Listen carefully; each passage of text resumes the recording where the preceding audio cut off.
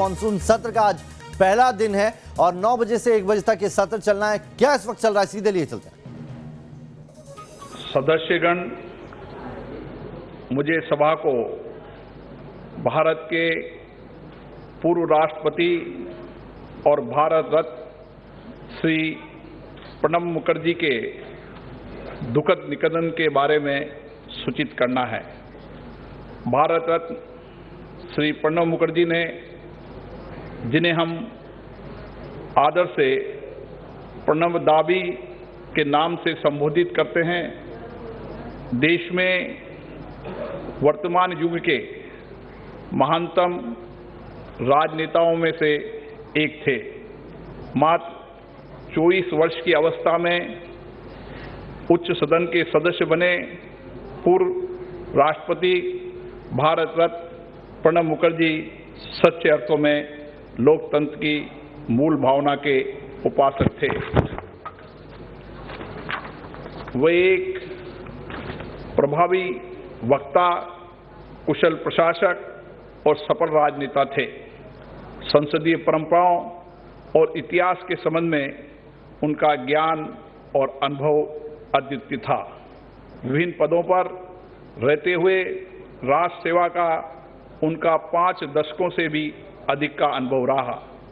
वे एक लोकप्रिय नेता थे जो अपनी बुद्धिमत्ता, विद्वता, राजनीतिक कौशल के साथ साथ एक उत्कृष्ट वक्ता के रूप में भी जाने जाते थे। प्रत्येक राजनीतिक दल में उनका सम्मान और आदर था। सदन में होने वाली बहसों को वे बहुत महत्व देते थे। संसद के केंद्रीय कक्ष में अपने विधायी भाषण के दौरान उन्होंने सभी पार्टियों के विशिष्ट वक्ताओं का नाम लेकर कहा था कि उनके भाषणों ने उनके व्यक्तित्व को गढ़ने का काम किया। उनका विचार था कि भारत का संविधान मात्र एक कानूनी दस्तावेज नहीं है, बल्कि देश के सामाजिक आर्थिक परिवर्तन के लिए मैग्ना कार्टा के समान है। अपने लंबे राजनीतिक जीवन में स्वर्गीय प्रणब मुखर्जी ने देश के राजनीतिक घटनाक्रमों का अवलोकन ही नहीं किया, बल्कि उसमें सक्रिय भूमिका भी निभाई। कालांतर में अपने दीर्घ अनुभवों, विशद ज्ञान को उन्होंने पुस्तक के माध्यम से हमारे साथ साझा किया। ये पुस्तकें वर्तमान भारत के राजनीतिक और आर्थिक इतिहास के दस्तावेज हैं। लोकतंत्र, संविधान और राजनीति को लेकर साझा किए गए उनके विचार आने वाले समय में हमें मार्गदर्शन करेंगे। श्री प्रणब मुखर्जी का निधन नई दिल्ली में 31 अगस्त 2020 को 84 वर्ष की आयु में हुआ।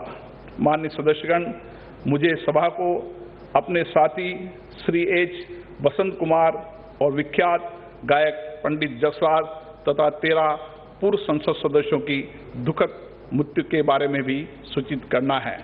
श्री एच बसंत कुमार तमिलनाडु के कन्याकुमारी संसदीय क्षेत्र में वर्तमान सदस्य थे। श्री एच बसंत कुमार रसायन उर्वरक संबंधी संसदीय स्थायी समिति के सदस्य। इससे पूर्व वह 2 कार्यकाल के लिए तमिलनाडु विधानसभा के सदस्य भी रहे। श्री एच बसंत कुमार का निधन तमिलनाडु के चेन्नई में 28 अगस्त 2020 को 70 वर्ष की आयु में हुआ। पंडित जसराज जी एक सुप्रसिद्ध शास्त्रीय गायक और भारत में लब्ध प्रतिष्ठित सांस्कृतिक दूतों में से एक थे। पंडित जसराज ने हिंदुस्तानी शास्त्रीय संगीत को अपने स्वर के माध्यम से पूरे विश्व में पहुंचाने के लिए अपना जीवन समर्पित कर दिया। पंडित जसराज को हिंदुस्तानी शास्त्रीय संगीत में उनके योगदान के लिए वर्ष 1975 में पद्मश्री, वर्ष 1990 में पद्म भूषण, वर्ष 2000 में पद्म विभूषण पुरस्कार दिया गया। साथ ही भारत सरकार ने उन्हें संगीत नाटक अकादमी पुरस्कार से भी विभूषित किया। पंडित जसराज का निधन 90 वर्ष की आयु में संयुक्त राज्य अमेरिका के न्यू जर्सी में 17 अगस्त 2020 को हुआ। श्री गुरदास सिंह बादल पंजाब के फजिल्का संसदीय निर्वाचन क्षेत्र से 5वीं लोकसभा के सदस्य थे। श्री गुरदास सिंह बादल वर्ष 1967 से 1969 तक पंजाब विधान परिषद के सदस्य थे।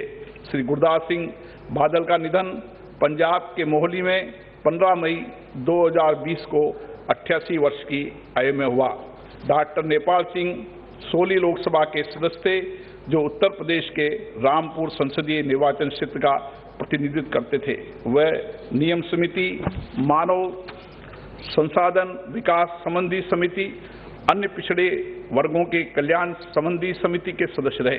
इससे पूर्व डॉक्टर नेपाल सिंह उत्तर प्रदेश विधान परिषद में 5 कार्यकाल के लिए सदस्य थे और उन्होंने उत्तर प्रदेश सरकार में माध्यमिक शिक्षा और भाषा मंत्री के रूप में कार्य किया। वे उत्तर प्रदेश विधान परिषद में विपक्ष के नेता थे।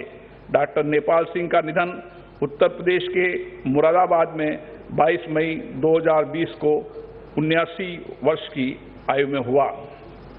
श्री अजीत जोगी 12वीं लोकसभा के सदस्य थे, जिन्होंने मध्य प्रदेश के रायगढ़ संसदीय निर्वाचन क्षेत्र का प्रतिनिधित्व किया।